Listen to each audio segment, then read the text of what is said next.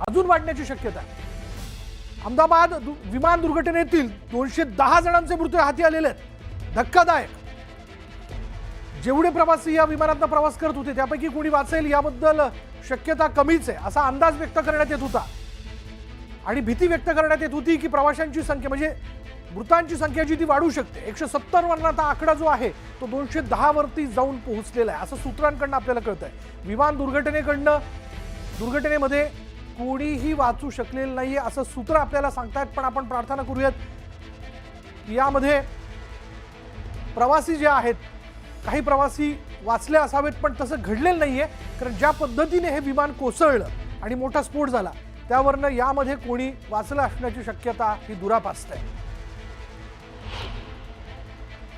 230 प्रवासी घेऊन हे विमान जे ते लंडनच्या दिशेने निघालेलं होतं। 4 दृश्य आपण बघतोय। हे विमान कोसळल्यानंतर आगीचे धुराचे लोट जे ते वरती उडताना दिसत होते। दुसरं दृश्य जर आपण बघितलं ज्यामध्ये आपण बघू शकतो 1:17 या विमानाने उड्डाण केलं।